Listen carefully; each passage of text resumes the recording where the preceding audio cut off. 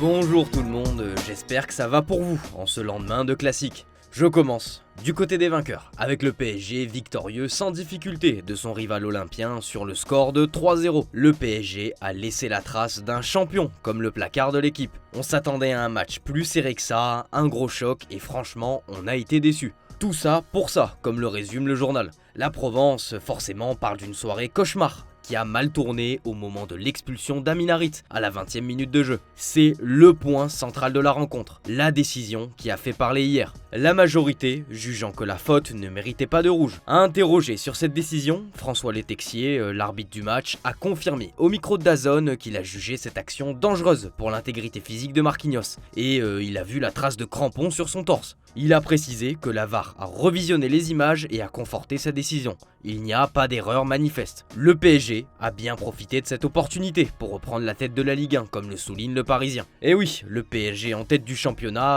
après la défaite de 1 de Monaco dans le derby. D'abord menés, les Niçois ont su renverser la vapeur et s'imposer comme le placard de Nice matin. Faux pas également pour l'OL, qui n'a pas pu faire mieux qu'un nul de partout face à Auxerre et qui cale dans son ascension pour le progrès. Seule satisfaction, le doublé de Mikotadze. Bon, ce soir, c'est la cérémonie de remise du Ballon d'Or 2024. La première édition sans Cristiano Ronaldo et Lionel Messi depuis 2003. Un nouveau roi va être couronné. Parmi les favoris, on retrouve Vinicius Junior, Jude Bellingham et Rodri. Particularité de cette édition, c'est la première fois que le vainqueur ne saura rien à l'avance. Ce qui va rajouter un peu de suspense et de la spontanéité dans les réactions des acteurs, contrairement à avant. Et si l'on parle Ballon d'Or, Marca reste fidèle à ses principes.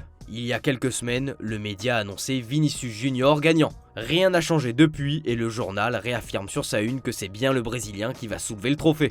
Dans ses pages intérieures, Marca explique qu'il va réaliser son rêve d'enfance et fait un retour sur les moments forts de sa saison. Un sacre qui intervient dans un contexte assez tendu pour lui et le Real après l'humiliation 4-0 dans le Classico. Une défaite qui ne passe pas et plonge le Real dans la crise, à en croire Mundo Deportivo. Cette défaite a remis en question la stratégie de Florentino Pérez. Le président serait descendu dans le vestiaire pour pousser une gueulante. Carlo Ancelotti est d'ailleurs le premier fautif visé pour le boss du Real. La confiance entre Pérez et Ancelotti est rompue. La direction est en désaccord avec lui concernant la prolongation de Mendy, le temps de jeu insuffisant d'Arda Güler et Hendrick et son utilisation de Jude Bellingham. C'est aussi lui qui a donné le feu vert pour la signature de Mbappé. Le français n'échappe pas non plus aux critiques et a s'en remet une couche sur son cas. Marca relève également un problème physique. L'équipe semble épuisée, sans réaction, et c'est Pintus qui est pointé du doigt. Clou du spectacle, le Real pourrait se faire voler l'une de ses cibles du mercato. Dans l'optique de remplacer Carvajal, gravement blessé, le club de la capitale a fait de Trent Alexander-Arnold sa priorité. Sauf qu'à en croire les informations de Fichares, le PSG aurait déjà entamé les discussions avec le joueur et ces dernières seraient très avancées. Bref, le Real est dans le dur et pense à la possibilité de remplacer Ancelotti à la fin de saison si rien ne s'arrange. Pour cela, la direction accélère les démarches pour Xabi Alonso, selon Sport. Une clause dans le contrat de l'Espagnol existe pour qu'il puisse s'en aller librement l'été prochain de Leverkusen. Pérez va tout faire pour l'attirer.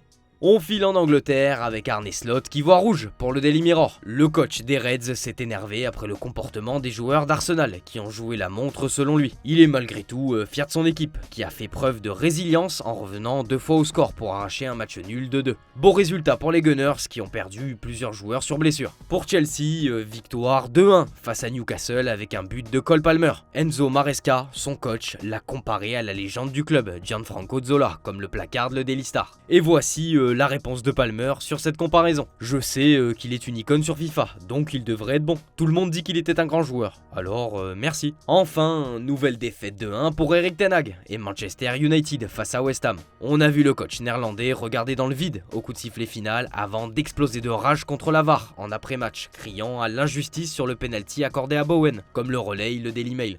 Le rageux des pénaltys ne peut pas dissimuler les lacunes flagrantes de son équipe, toujours selon le journal. Sacré surnom pour celui qui se rapproche un peu plus d'une fin d'aventure avec les Mancuniens.